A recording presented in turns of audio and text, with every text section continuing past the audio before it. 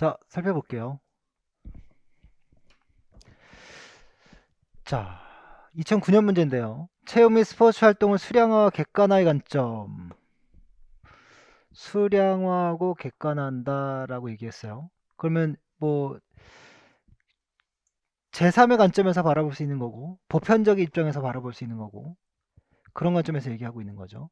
이게 실증주의, 실제로 증명할 수 있는 것에 어떤 가치를 둔다라고 얘기하고 있어요. 이런 것에 대해서 가장 부정적인 태도니까 이 반대되는 얘기잖아요. 이 얘기는 뭐예요? 수량화, 객관화, 실증주의보다는 어떤 입장일까요? 수량화할 수 없고 질적이고 객관화와 반대되니까 주관적인 입장이죠. 그러니까 어떤 외부적인 기준에 맞추어서 뭘 판단하는 관점이 아니라 체육 스포츠 활동에서 느껴지는 자기만의 경험과 체험, 이게 중요하다라고 얘기하고 있는 거죠. 그래서 합리론적 관점이면 어떤 우리가 합리적으로 어떤 이성을 검증하기 위한 수단이 어떤 논리와 어떤 실질적인 어떤 증명된 상황이 필요하니까 이거 역시도 어떤 가장 객관적인 사실로 바라봐야 되고, 경험론적 관점, 경험을 통해서 얻어진 지식, 이건 역시도 경험을 통해서 얻어진 거지만 그걸 과연 실제로 증명할 수 있는가, 이런 관점에서 따져봐야 될 거예요. 현상학은 체육 스포츠를 현상학적 관점에서 바라본다면 중요한 건 내가 그 스포츠를 어떻게 느끼고 어떻게 경험했는가, 어떻게 그 직관적으로 그 스포츠를 바라보는가, 이게 중요하죠. 그럼 여기서 직관에 대한 것은 보편성과 객관성을 확보했다고 얘기할 수 있나요? 그건 아니죠. 내가 또는 누군가가 각자 현상을 어떻게 지각하는가가 잘 달려있는 부분이기 때문에 상당히 주관적이죠. 현상학도 그렇고 실존주의도 그렇고, 그러니까 실존 현상학에서 바라보는 것이 체육 스포츠를 상당히 주관적 체험을 통해서 느껴진 자기만의 인식, 이게 중요하죠. 행동주의도 마찬가지로 조건, 자극을 통해서 나타난 반응의 결과가 객관적이고 보편적인 사실로 나타나야지 우리는 설명할 수 있는 내용들이고, 실용주의, 앞서 얘기했던 것도 실용주의가 학생들의 흥미와 어떤 관심, 어떤 이런 것들도 중요하지만 그런 것을 교사들이 잘 안내해서 결국엔 어디로 보내기 위한 거예요? 이 사회가 가지고 있는 보편적인 지향성, 즉 민주주의에서 추구하는 바람직한 인간상으로 나아가기 위한 부분이고, 그럼 민주사회에서 이 사회에서 추구하는 가장 바람직한 인간상이다라고 얘기한다면 그것도 역시 보편적으로 객관적으로 정의되어져 있는 목표여야 되는 거죠. 따라서 여기서 가장 주관적인 태도를 보이고 있는 것은 현상학적 입장이다라고 볼 수 있죠.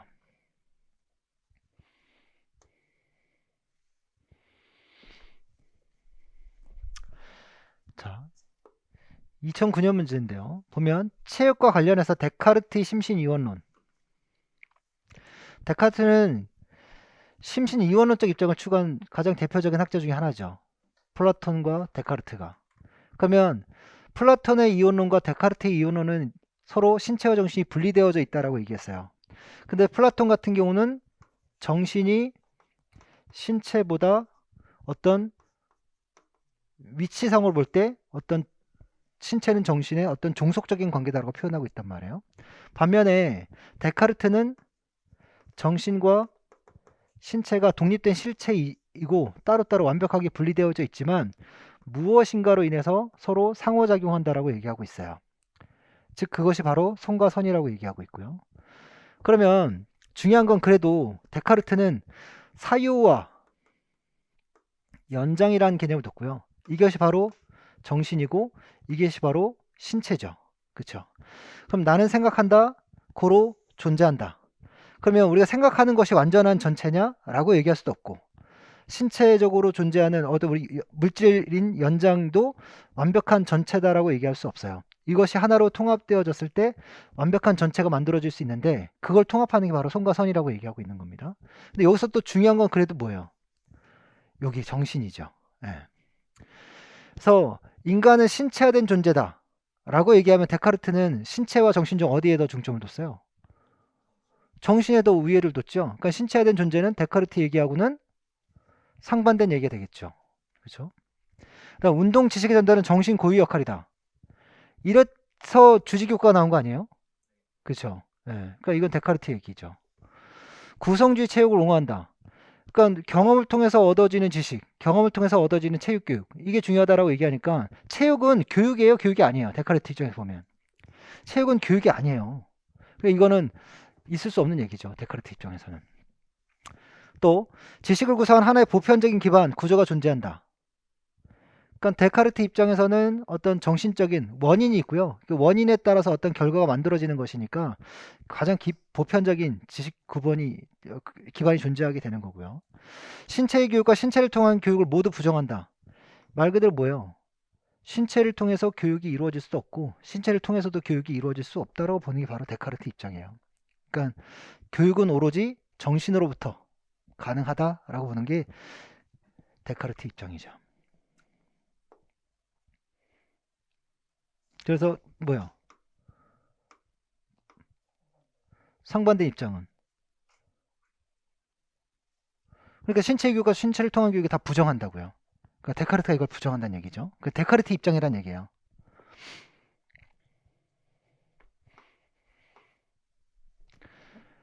그 다음에 2008년 문제인데요. 김교사와 최교사가 정신과 신체의 관계에 대해서 학생들에게 설명한 내용입니다. 인간의 죄송합니다. 정신과 신체는 원래 각각 다릅니다. 분리되어져 있습니다. 수학이나 과학 시간에는 지적 능력을 기르고 도덕 시간에는 인격을 함양하죠. 그러니까 체육 시간에는 신체 기능을 발달시키는 것이 제일 중요합니다. 그러니까 여기는 무슨 교과예요? 주직 교과고, 이건 비주직 교과인데 신체 기능을 발달시키는 것이니까 체육의 무슨 역할을 강조하고 있는 거예요? 본질적인 역할을 강조하고 있는 거죠. 신체 기능을 발달시킨다. 본질주의 입장에서 가장 중요한 체육 교육의 목표가 뭐예요? 체력의 발달이죠. 그렇죠. 맥클로이가 얘기하는 게 바로 이거예요. 맥클로이 본질주의 입장에서 바로 이거고요. 최교사가 인간의 정신과 신체는 불가분의 관계에 있습니다. 나눌 수 없는 겁니다. 인간과 신체는. 정신과 신체는. 그러니까 아무 생각 없이 뛰어다니지 말고 왜 이 동작을 하는지 생각하면서 운동해 보세요. 그러면 운동하면서 정신 수양도 할 수 있을 겁니다. 왜 이 동작을 수행하는지 아무 생각 없이 뛰지 말고 생각을 하고 움직이라 라고 얘기하고 있어요. 인간의 정신과 신체에 관계된 김교사, 최교사의 관점을 인간관에 비추어서 강조하는 수업 목표와 함께 쓰래요. 그러면 김교사는, 그러니까 존재론적 관점에서 설명하라고 얘기한다면 김교사는 어떤 관점이에요? 신체와 정신이 분리되어져 있는 이원론적 관점에서 바라보고 있죠. 반면에 최교사는 서로 신체와 정신을 나누어 볼 수 없으니까 이론론적 관점에서 바라볼 수 있단 말이에요. 그러면 블룸의 교육 목표 영역에 근거해서 그들이 추구하는 목표는 뭘까요? 심동, 인지, 정의적 영역 중에 심신 이원론적 관점에서 신체와 정신은 분리되어져 있으니까 수업 목표를 어디에다 둬야 될까요?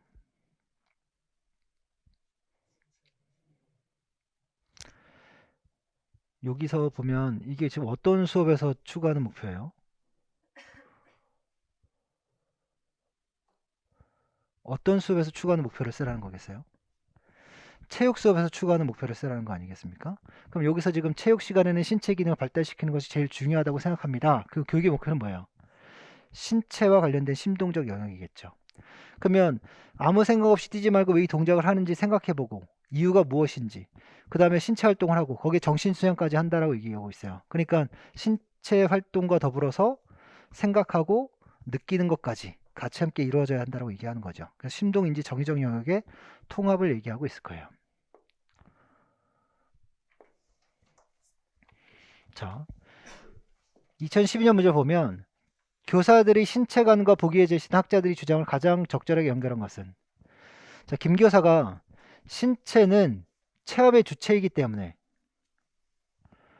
다양한 신체 활동은 학생들에게 내적 체험의 기회를 증대시켜 줄 것이라고 생각합니다.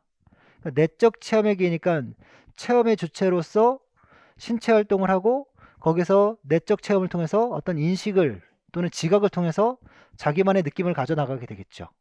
그러니까 어디에서 얘기해요? 이게 지금 실존주의 입장에서의 체육교육이고 또 소매틱 교육에서의 체육교육의 입장이란 말이에요. 자, 이 교사가 움직이면 생각에 영향을 받는데요. 먼저 움직임의 원인과 결과에 대해 생각하는 시간을 갖는 것이 중요하다고 생각합니다. 먼저 아주 보편적인 이론적 기반을 만들어 놓고 나서 그 다음에 행동으로 옮겨져야 된다라고 얘기하고 있어요. 그래서 뭐 이런 것은 굉장히 인지적인 또는 관념적인 또는 정신적인 사고가 굉장히 중요한 입장이기 때문에 데카르트의 이원론적 관점으로 생각할 수 있어요. 근데 이게 참 애매모호한 게 데카르트는 신체와 정신은 완벽하게 독립된 실체라고 판단하고 있어요. 생각하는 것, 즉 사유하는 것과 연장된 물질은 완전히 분리되어져 있는 겁니다. 따라서 이 둘 사이에는 어떤 불가분, 어떤 상호작용도 존재하지 않는다라고 얘기하고 있어요. 그러니까 중요한 건 내가 생각해서 원인을 밝히고 그에 따른 결과가 어떻게 만들어지게 된다면 그를 통해서 어떤 행동이 만들어지는 건데 그건 생각하는 거고 행동하는 건 별개의 것이다. 그런데 인간은 어떻게 생각하고 행동으로 옮겨질 수 있는가? 내가 생각한다라면 그것은 나의 존재를 밝히는 것인데 그러면 존재하지 않아도 나는 생각만 한다면 존재하는 것인가? 데카르트 입장에선 존재하는 거죠. 나는 생각하고 있으면 존재하는 것이고 뭐 어떤 물질로서 나타나지 않아도 나는 존재하는 거란 말이에요. 근데 사람은 생각만 갖고 있는 것이 아니라 어떤 행동하고 있는 어떤 연장된 이 신체라는 팔이라는 다리라는 이런 걸 갖고 있단 말이죠. 그럼 내가 생각된 어떤 원인과 결과를 사고를 하고 생각하고 보편적 기반을 만들고 행동으로 옮긴다면 이 행동은 어떻게 나타나는 것이냐? 라고 물음표를 던지면 상호작용이 없다라고 얘기할 수 없거든요. 그래서 데카르트는 그런 사람들이 얘기를 했겠죠. 너가 생각해. 원인을 밝혀. 결과를 만들어냈어. 그럼 이 행동은 어떻게 나타난 거야? 그러면 생각 다르고 정신 생각이 다르고 물질 즉 연장된 신체가 다른다라고 얘기한다면 생각은 생각대로 머물러 있어야 되고 신체는 신체대로 존재해야 되는데 어떻게 그게 연결되어져 나타나는 거야? 라고 사람들이 의문점을 제시해요. 이거 모순된 거 아니냐 그러면. 연장은 연장대로 따로 존재해야지. 그럼 거기서 이제 궁여지책으로 만든 게 손과 선인 거예요. 이 손과 선을 통해서 우리는 정신과 신체가 하나 된다라고 얘기하고 있는 거죠. 그럼 이게 그럼 이원론이냐? 우리 전에 얘기했던 것처럼 그렇게 되면 이원론이 아닌 거죠. 그러니까 신체와 정신에 더불어 손과 선이라는 제3의 물질이 존재하는 거기 때문에 이것은 이원론이 아니라 삼원론이 될 수도 있다라고 얘기할 수 있는 거고. 만약에 이게 이원론적 입장에서 따진다고 얘기한다면 손과 선은 정신이냐? 라고 얘기할 수도 없고 손과 선은 신체냐라고 얘기할 수도 없는 거예요. 그러니까 자기 모순에 빠진 거죠. 하지만 중요한 것은 어떤 정신적으로 생각하는, 사유하는 것을 통해서 어떤 원인과 결과를 따지고 그것을 어떤 보편적 기반으로 다진다라는 건 중요하죠. 다음 박 교사가 체육교육은 신체 활동을 통한 심신의 조화로운 발달이라는 가치를 추구하기 때문에 학생들의 움직임을 통해 지각할 수 있도록 유도해야 한다. 움직임을 통해 지각한다.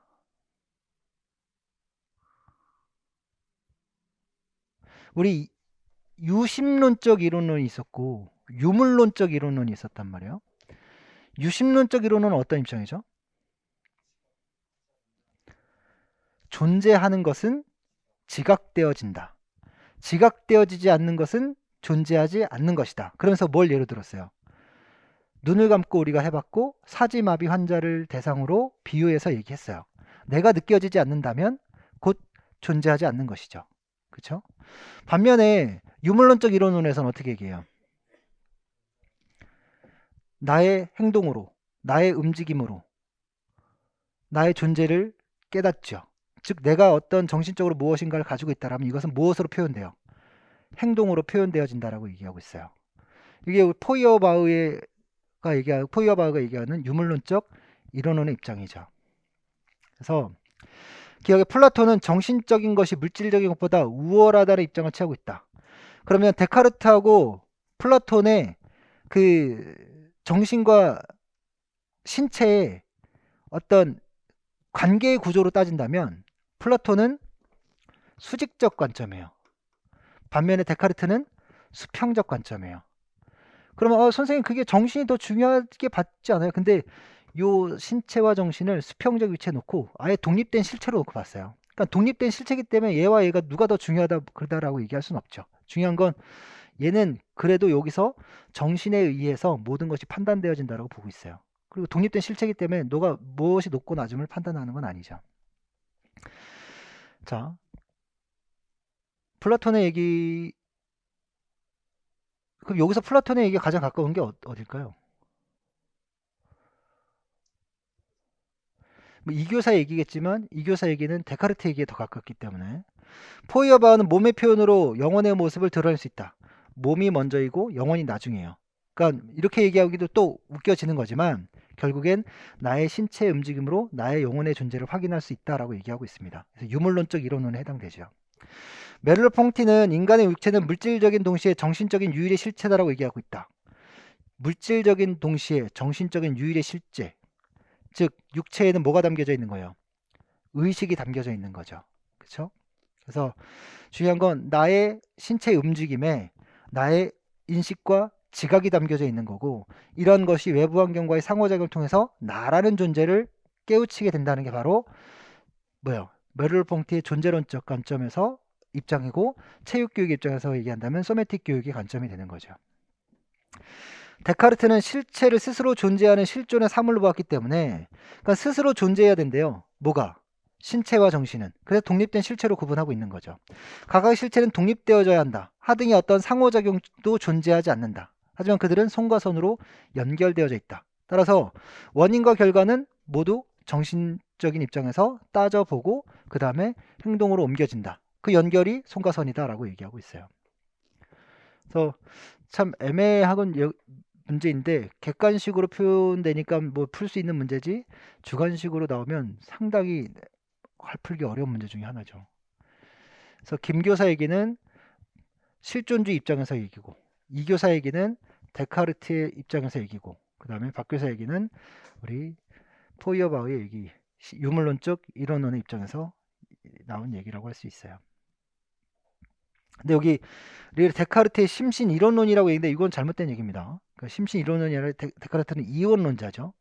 왜 이론론이라는 표현을 썼냐면, 이론론은 아니지만 손과 선이라는 어떤 보조적인 수단을 이용하면 그것들은 하나로 연결되어질 수 있다라는 거지, 이게 맞다는 얘기는 아니에요.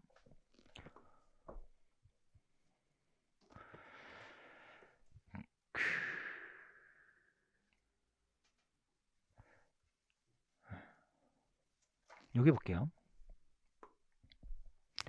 다음, 인간관을 바탕으로 철학자와 체육학자의 주장 사이의 관계를 표현한 것이다. 작성을 따라 순서대로 서술하세요.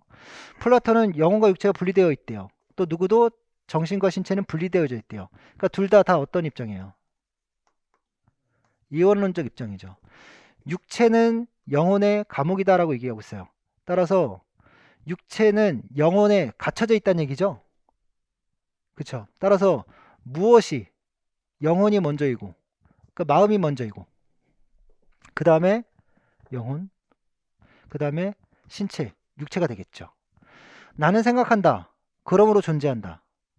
자, 생각이 있어야, 뭐 감각, 어떤 정신적인 독립된 실체가 있어야 내가 존재함을 깨달을 수 있다라고 얘기하고 있지만, 얘네들은 정신과 신체가 완벽하게 분리되어져 있다라고 독립된 실체라고 판단하고 있어요. 이 얘기를 한 사람이 바로 누구예요? 데카르트죠.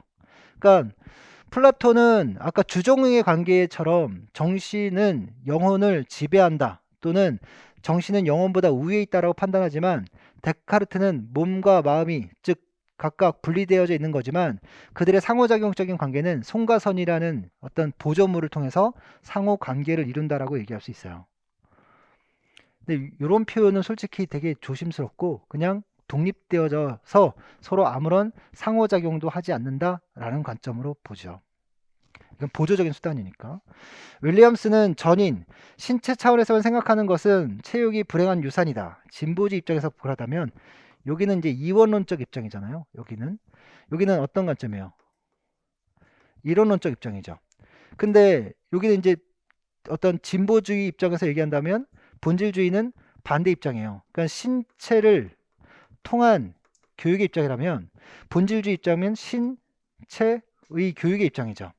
그럼 여기서 맥클로이가 이렇게 얘기했어요. 무엇은 잊혀진 목표가 되어버렸다. 그러니까 이원론적 관점에서 이론론적 관점으로, 이론론적 관점에서 메를로 퐁티의 소매틱 교육, 실존주의 체육 교육으로 넘어가는 과정에서 맥클로이는 이런 교육의 본질주의적 입장에서 추구했던 목표가 사라져버린다라고 얘기하고 있어요. 그러니까 맥클로이는 본질주의, 가장 어떤 바탕이 되는 것이 본질주의고요. 본질주의에서 추구하는 가장 기본적인 목표가 뭐예요? 체력이에요, 체력. 신체 적성이죠. 피지컬 피트니스라고 표현해도 되고 신체 적성이라고 얘기해도 되고 체력이라고 얘기해도 돼요. 왜냐면 이쪽으로 가면서 추구하는 바가 뭐가 되어버리는 거니까 결국 어떤 체험적 주체로서의 모습으로 나타나는 모습이고, 체력이라는 훈련이라는 것은 하나의 교육이라고, 체력이라는 것은 교육이라기보다는 하나의 훈련이 되어버리지만 매클로의 입장에서 바라보면 그렇게 교육이 나아가다 보면 체력이라는 것은 잊을 수밖에 없다라고 얘기하고 있는 겁니다. 다음 메르퐁티가 몸화된 의식이다. 나는 나의 몸이다. 인식은 무엇으로서의 몸이다. 그러니까 여기서 단서를 주고 있죠. 나는 나의 몸이다. 그러니까 신체는 뭐로서? 주체로서의 모습을 담고 있다라고 얘기하고 있어요. 그러니까 이것도 이전에 기출문제에서 다 상당히 많이 언급된 내용들을 이렇게 잘 정리해서 체계화해서 문제를 낸 거기 때문에 문제는 상당히 좋죠. 자, 지식 측면에서 얘기를 해봅시다.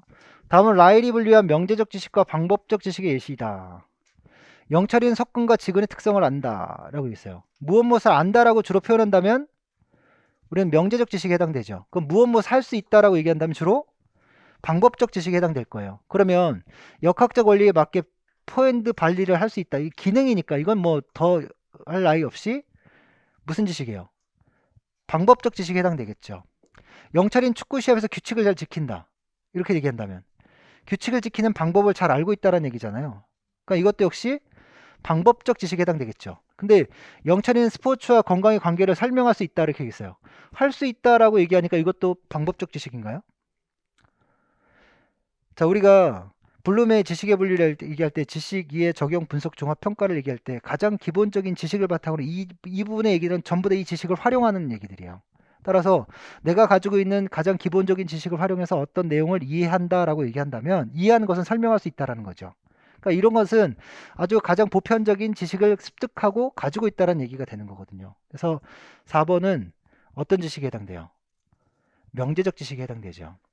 그래서 여기서 뭐 이렇게 구분이 되어졌습니다만 이건 뭐 과거의 7차 교육과정 수준에서 나온 문제였기 때문에 그러면 여기서 명제적 지식과 체육의 이론 영역 연관에 대비하여 방법적 지식과 연관되는 체육의 영역, 그럼 명제적 지식에서 중요했던 것은 이론이 되게 중요했다라면 이전에 7차 교육과정의 교과서가 이론편과 실기편으로 나누어져 있었단 말이에요. 그러니까 실기편은 하나의 지식이다라고 얘기할 수는 없지만 라일의 입장을 생각해 보면 하나 더 그것도 하나의 방법적 지식에 해당된다라는 거죠. 그러면 이론이 아니라 방법적 지식과 연결된 것은 체육의 실기에 해당되는 영역이다라고 얘기할 수 있는 거고요. 그 다음에 여기 볼게요. 자, 14번에 운동기술 수행을 지식의 한 유형으로 주장하는 가장 유효한 근거를 제공하는 것 이렇게 얘기하고 있어요. 운동기술 수행이 지식의 한 유형이다. 자, 휴문 반성을 되게 중요했어요. 뭐 자기 자신의 정신 상태의 내적인 자각이다. 근데 이 내적인 자각을 무엇을 통해서 얻을까요? 휴문 경험을 통해서 내적인 상태를 자각할 수 있다라고 봐요. 그래서 휴문 되게 중요한 게 경험론자예요. 자, 플라톤의 진지. 여기 보면 지식은 진리와 동의어가 되고 단순 짐작에는 억측이 없다. 진지하게 생각한다라는 건 억측이 아니라는 거죠. 그럼 이 플라톤은 뭐가 중시되는 사람이에요? 정신을 중시하는 사람이죠. 그러니까 이것이 바로 이제 뭐 운동 기술과 관련된 지식의 한 유형이라고 얘기하기는 어려워요. 그렇죠? 근데 로크는 생득관념을 주장한 사람이 아니라 인간은 백지와 같다. 따라서 이 백지에 어떻게 쓰는가에 따라서 어떻게 인간이 만들어지는가가 결정되는 것이다. 따라서 인간은 태어나면서부터 어떻게 태어나는 것이 아니라 어떻게 만들어질 수 있다라고 봐요. 따라서 생득관념이 아니라 습득관념을 주장하죠. 그렇죠? 그래서 칸트의 선험적 지식. 칸트는 선험적 지식을 굉장히 부정한 사람이에요. 그래서 칸트는 선험적 지식을 얘기하는 것이 아니라 후험적 지식을 강조하는 사람입니다. 그러니까 후험적 지식이라는 것은 선험적 지식은 태어나면서부터 얻어지는 이미 가지고 있는 필연적인 거지만 후험적인 지식들은 경험을 통해서 얻어지는 거죠. 근데 중요한 건 우리가 운동 수행이라는 것을 하나의 지식의 유형으로 주장하는 것은 누구에 의해서 그렇게 정리된 거예요? 라일의 방법적 지식으로 정의한 거죠. 그 전까지는 하나의 지식 유형으로 구분하진 않았지만 라일이 어떤 우리가 무엇을 알고 있다라는 것은 하나의 명제적 지식으로 정의를 한다면 무엇을 할 수 있다. 하나의 기술적인 부분들도 하나의 지식 유형이다라고 구분한 게 바로 라일이죠. 그러니까 이런 것들 때문에 우리가 운동 기술 수행 지식, 뭐 수행 지식 또는 뭐 신체 활동 지식 뭐 이렇게 표현을 하고 있는 겁니다.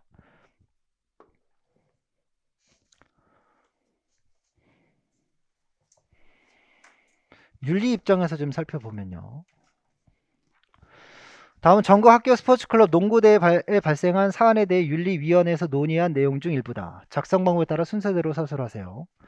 이번 사안을 간단히 말씀드리겠습니다. 모모중학교 학생 A군은 모모중학교와 전국 학교 스포츠 클럽 농구대회 결승전 도중에 상대팀 B군의 속공을 시도할 때 고의적으로 잡아 넘어뜨렸습니다. 고의적으로, 의도적으로, 그쵸? 어떤 목적이었을까요? 아직 이게 뭐 적대적인지 도구적인지 아직은 잘 모르겠어요. 넘어진 B군은 손목이 부러지고 뇌진탕 증상이 있어 현재 병원에 치료를 받고 있습니다. 최근 학교 스포츠 클럽 대회가 과열되면서 반칙과 폭력 사건이 증가되고 있어 염려가 됩니다. 학교 스포츠 클럽 대회가 과열되고 있대요. 이 과열되는 이유가 뭘까요? 아마 승리에 대한 추구가 굉장히 높아졌기 때문이겠죠. 그렇죠? 그래서 이와 관련된 A군의 고의적인 반칙에 대한 징계 여부를 결정하기 위해 윤리위원회를 개최합니다. 그러니까 도구적 공격 행위를 넘어서 뭐 적대적인 공격 행위처럼 나타날 수 있을 것 같아요. 그러니까 도구적 공격 행위인지 적대적 공격 행위인지 명확한 구분은 지금 현재로서는 어렵고요. B군의 경우 매우 안타까운 일입니다. 하지만 경기에서 발생하는 반칙은 경쟁과에서 불가피한 것입니다. 물론 고의성이 있다고 보이지만 이 또한 A군이 팀의 우승과 학교의 명예를 위해 최선을 다하는 과정에서 발생한 것으로 징계까지 하는 것은 무리가 있다고 봅니다. 그러면 경기에서 발생하는 반칙은 경쟁 과정에서 불가피한 것입니다. 이건 뭘까요?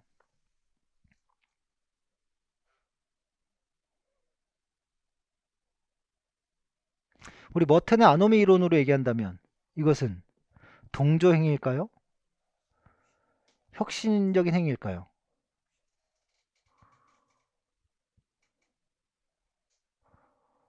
혁신일까요?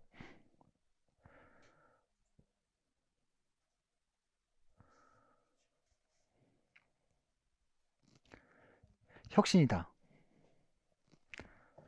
혁신이다. 동조다. 그럼 동조라고 생각하는 이유는 뭡니까?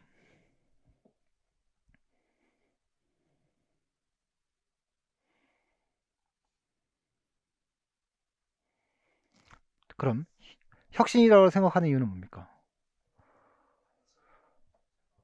네. 반칙을 했다는 것 자체가 수단을 어긴 것이다.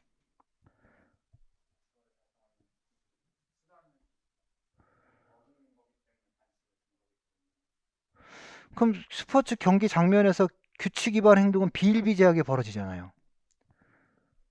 그럼 이런 건 다 혁신인가요?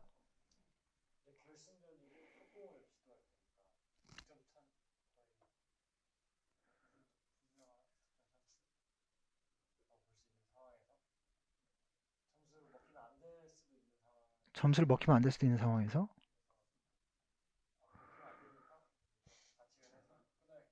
반칙에서 끊어야겠다. 그렇죠. 이제 나오죠. 어떤 키워드. 그러니까 요것만 가지고는 알 수가 없어요. 요게 반칙에 뭐가 담겨져야 돼요? 요게 담겨져야죠. 그렇죠. 이렇게 되면 고의적인 반칙이었다라고 얘기한다면 수단을 어긴 거예요. 의도적으로. 이런 뭐가 돼요? 혁신적인 거죠. 하지만 무의도적이었다. 어쩔 수 없는 반칙이었다. 라고 얘기한다면 이건 동조행위죠. 우리가 그냥 블로킹을 하다가 어쩔 수 없이 블로킹 하다가 부딪혔고 접촉이 있었고 파울 불렸어. 그럼 이거 혁신이야 이렇게 얘기할 수는 없는 거란 말이에요. 그죠? 네. A군이 팀의 우승과 학교의 명예를 위해 최선을 다하는 과정에서 발생한 것이다. 학교의 명예를 위해서. 뭐예요? 다수를 위해서 희생한 거죠. 어떤 관점이에요? 공리주의적 입장이죠. 그렇죠? 하지만 스포츠에 참여하는 사람은 승리나 명예와 상관없이 반드시 규칙을 지켜야 합니다. 뭐요? 의무론이죠. 의무주의죠. 스포츠가 올바른 경쟁이 되려면 개인의 일시적 감정이나 팀의 욕심에 이끌리지 않고 모두가 지켜야 할 법칙. 모두가 지켜야 할 법칙 뭐예요? 우리 의무론 얘기하면 꼭 들어가는 게 뭐예요? 보편성이죠. 이거 뭐 문제로 나온다는 얘기예요. 그쵸? 예. 그럼 칸트의 입장에서 생각하면 이 밑줄 진 부분의 가장 중요한 가치 뭘까 하면 보편성이라고 써야 되겠죠. 페어플레이를 준수해야 합니다. 이런 관점에서 볼 때 A군의 행위는 비도덕적이므로 징계가 필요합니다. 그러니까 어떤 입장에서 바라본 거예요? 의무론적 입장에서 바라본 거죠. 결국 이런 문제가 발생하는 주된 원인은 승리에 대한 과도한 집착 때문입니다. 그쵸? 근데 승리에 대한 과도한 집착이 나타나는 이유가 뭐예요?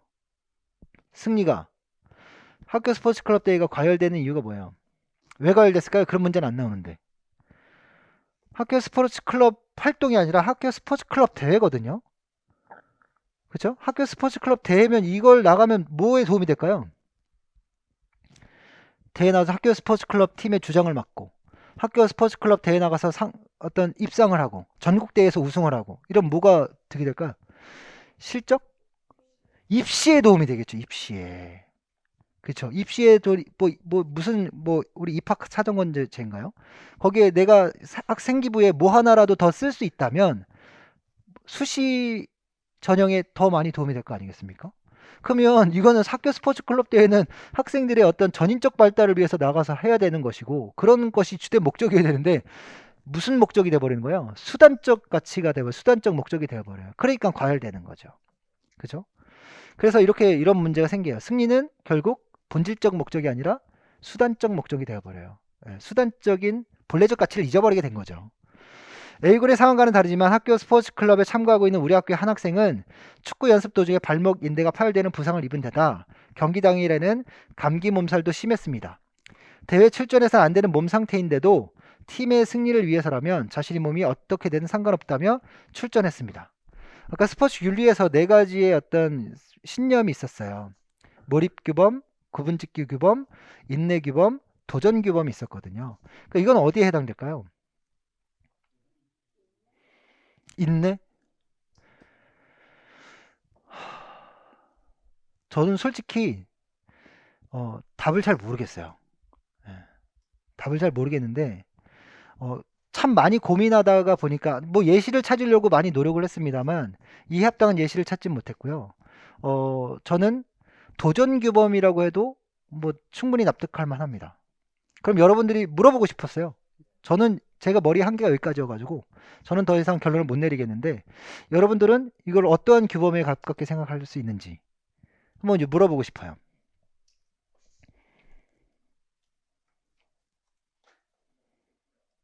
도전규범? 도전에는 전제 조건이 있었어요. 아까 도전규범은 뭐죠? 꿈을 이루기 위해서라면 주어진 목표를 달성하기 위해서라면 어떻게든 어떻게든이라는 게 수단과 방법을 가리지 않고는 아니고 내가 나의 고통과 이런 것들은 참고 이겨내겠다. 참고 이겨낸다는 표현보다는 어떤 장애물을 이겨내겠다 이런 의미겠죠. 반면에 아까 인내규범이라고 얘기하셨던 분. 네, 왜 인내규범이에요?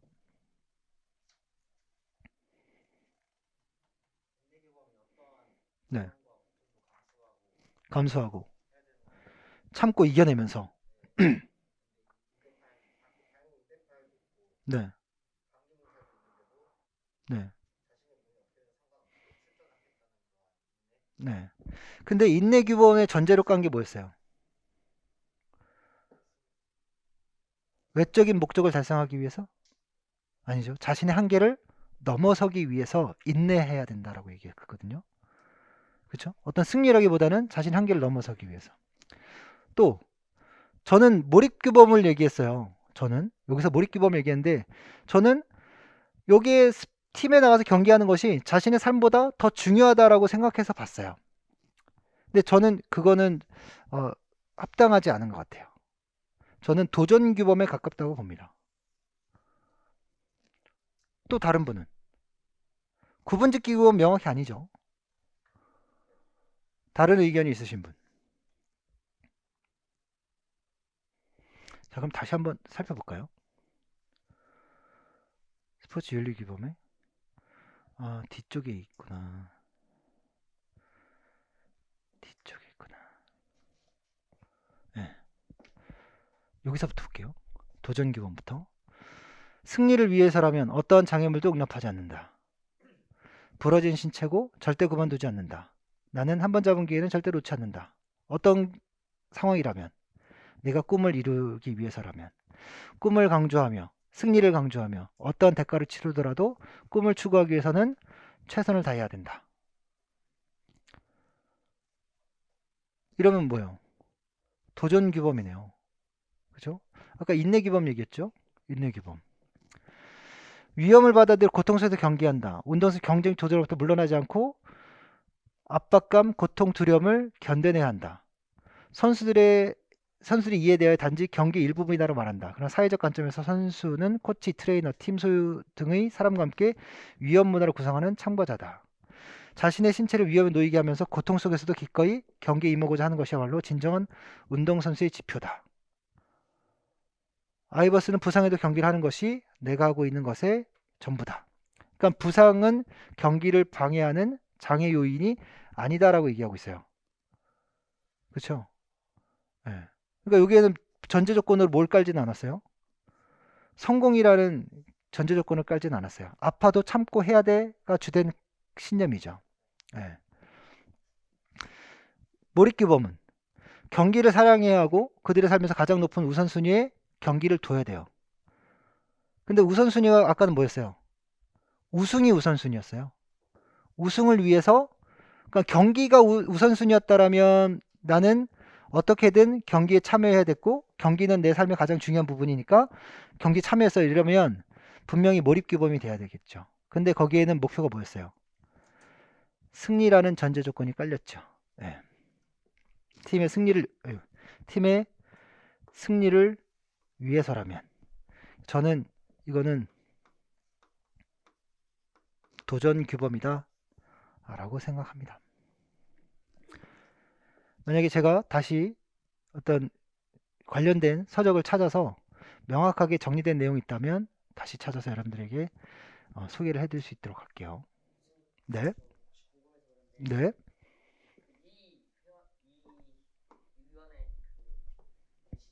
네, 네, 네,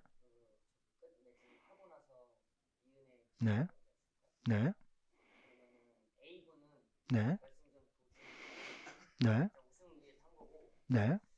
승리에 대한 가장 집착 때문이다. 이 얘기고요, 그렇죠? 네, 네,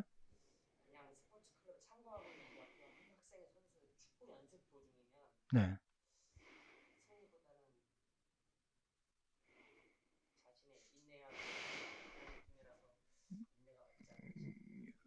연습 도중 파열되는 부상을 입은 데다가 이렇게 얘기하고 있죠. 근데 이거는 과정이 이제 이 상황에서 하는 건 아니잖아요. 연습 도중에 파열을 입었고, 예, 그래서 아픈 상태고, 경기 당일엔 감기에도 걸렸고, 출전해서는 안 되는 상황인데도 얘의 신념엔 이게 깔려져 있는 거예요. 신념에. 그러니까 앞서 이제 여기서 나와 있는 A군의 얘기는 너무 승부에 집착하던 나머지 고의적으로 규칙을 위반한 행위를 한 거고, 얘도 마찬가지 승리를 추구하지만 고의적인 규칙 위반이 아니라 자신의 어떤 스포츠에 어떤 신념을 있는 행동을 한 거란 말이에요. 그러니까 규칙 위반이 아니라, 그러니까 규칙 위반이니까 얘는 여기서 A군은 무슨 사람이 되는 거야? 과소동조를 하는 A가 된 거예요. 근데 여기서의 A군과 다른 A는 뭐예요? 과잉동조를 한 애가 된 거거든요.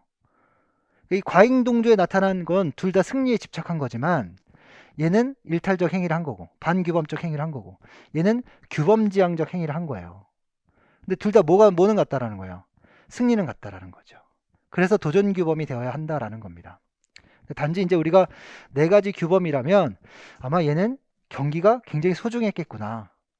탁월성을 드러내기 위한 것은 아니었고 그리고 참고 인내해야 된다는 신념이 내재되었겠구나. 그러나 얘가 진정 추구하는 것은 팀의 승리였기 때문에 이를 위해선 내가 아픈 상태라도 이겨내고 해야 된다라는 입장이었겠죠. 그래서 도전 규범으로 저는 본다라고 얘기한 겁니다. 이해되시죠? 음, 네, 네, 네. 자신의 성공을 위해서는 어떠한 한계도 극복하고, 네, 네, 음, 네, 네,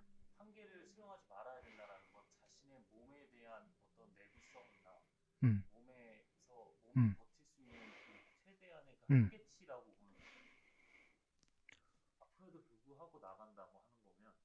그렇죠. 그 자신의 신체를 도구로 보는 거죠. 이렇게 되면.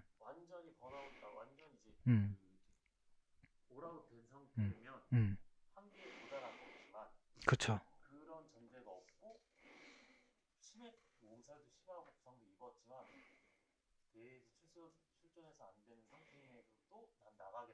음,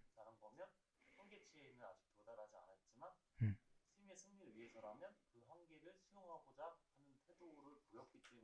음.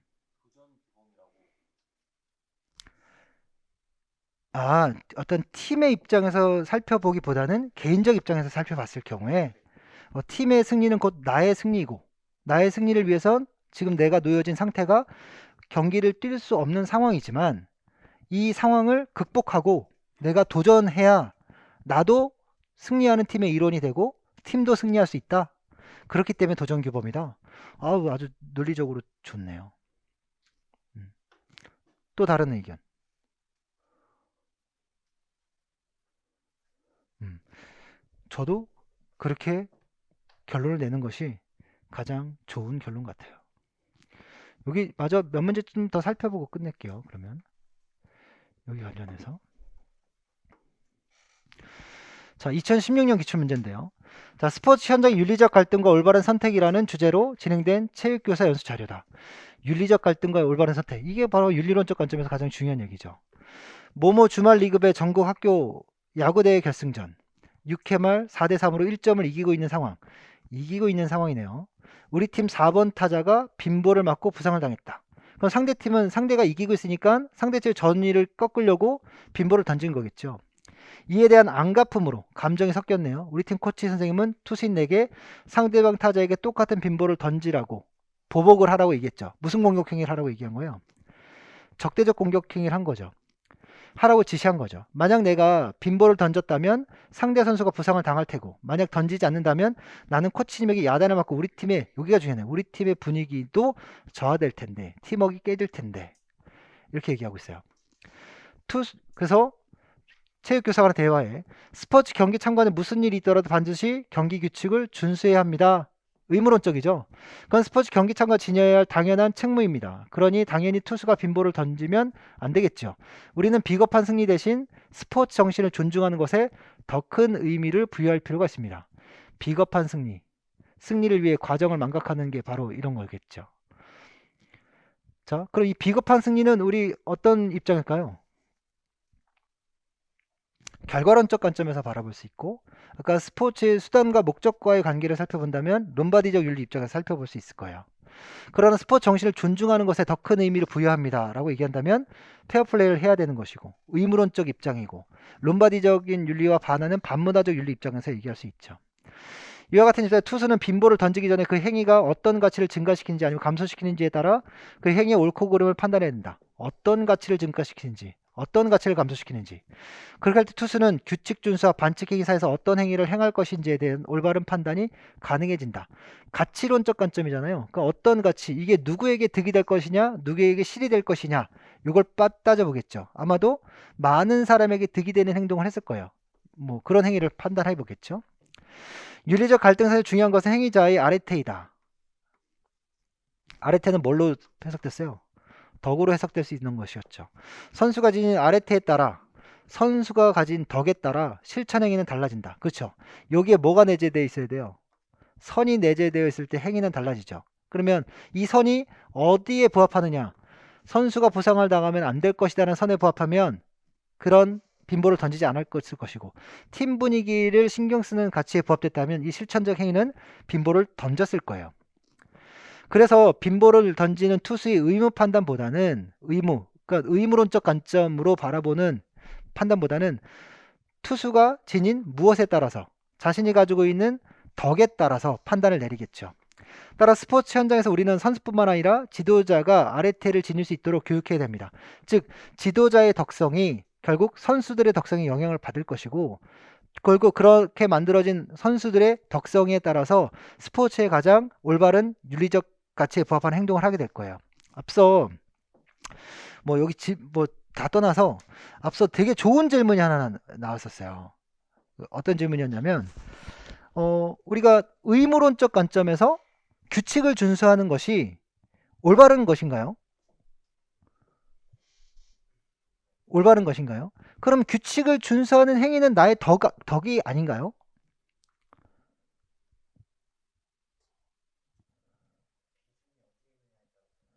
기준이 어디 있어요? 기준 외부에 있고 내부에 있고. 그러면 외부적인 관점의 규칙에 맞게 올바르게 행동했는데 볼 때는 덕스럽지 않을 수도 있나요?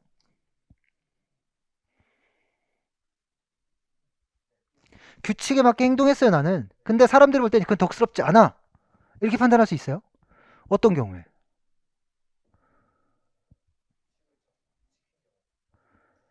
그러니까 지켰는데 그게 덕스럽지 않대. 네? 교묘한 속임수. 교묘한 어떤 거 있어요? 많죠. 뭐 야구공에 이렇게 손톱으로 흠집 내가지고, 예? 딤플처럼 만들어서 공의 휘어짐을 크게 한다 그러면 그 규칙을 준수한 게 아니잖아요. 근데 그거는. 네. 포즈를 보여줘야 되는데 숨어서. 그럼 김병현은, 임창용은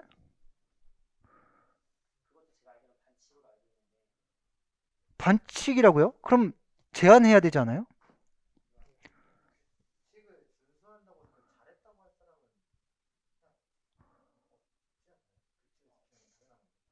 네. 네. 축구 같은 경우에 있어도.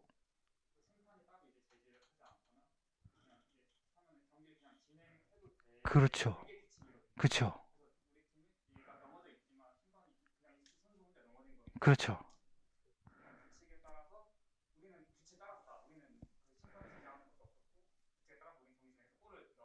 그렇죠.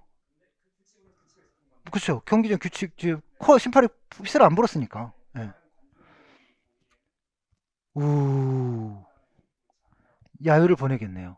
그렇죠. 스포츠맨십에도 어긋나고 규칙은 준수했으나 덕스럽진 않네요. 역시 질문자여서 확실히 다르네요. 그럼 반대 상황은 규칙을 지키지 않았는데 덕스러워. 이러면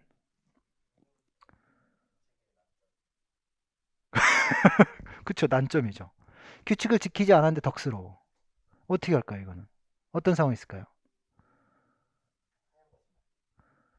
그래요. 그러니까 더 쉽게 좀 얘기 좀 해주세요. 네? 생명에 걸린 일. 네. 네. 네. 아, 네. 네. 네. 뭐 당연히 알려야 되는 것인데 알리지 않는다. 나이가 드신 분들이 그런 사실 접했을 때 충격을 받고 오히려 안 좋은 상황이 벌어질 수 있기 때문에 하얀 거짓말을 해야 된다. 라고 얘기하는 거죠. 축구에서 규칙은 위반했으나 덕스러운 거예요. 네. 네. 골을 넣을 수 있는데. 네. 네. 맞아요. 맞아요. 그러니까 경기 규칙을 위반한 거죠. 골키퍼를 제외한 선수들이 손으로 공을 잡는 건.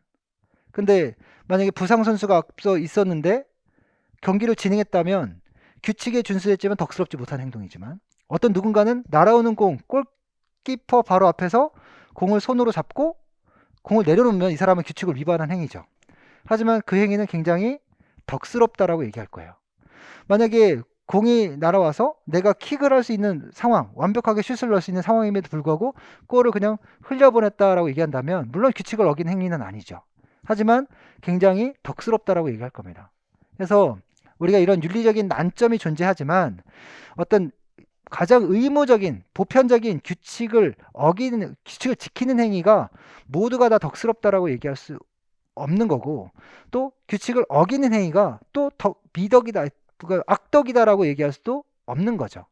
그러니까 이런 것들을 우리가 잘 살펴봐야 되는데 그러면 그런 규칙을 어겼지만 덕스럽고 또는 규칙을 지켜서 덕스럽고 이런 다 덕스럽다고 판단하는 기준은 어떤 사회 보편적 기준을 가지고 얘기하는 것이 아니라 사회 구성원들이 가지고 있는 어떤 명문화된 어떤 형식화된 규칙이라기보다는 우리가 가지고 있는 공유된 가치, 공유된 에토스의 입장에서 판단을 해봐야 되는 거죠. 그래서 뭐 다 살펴보진 못했습니다. 그 금요일 날 이어서 한번 쭉 살펴보고요. 우리 더 여기에 대한 자세한 어떤 난제에 대한 얘기들은 우리 스터디하면서 또 이따 다시 한번 좀 얘기를 해볼 수 있도록 하죠. 여기까지 하겠습니다. 수고하셨습니다.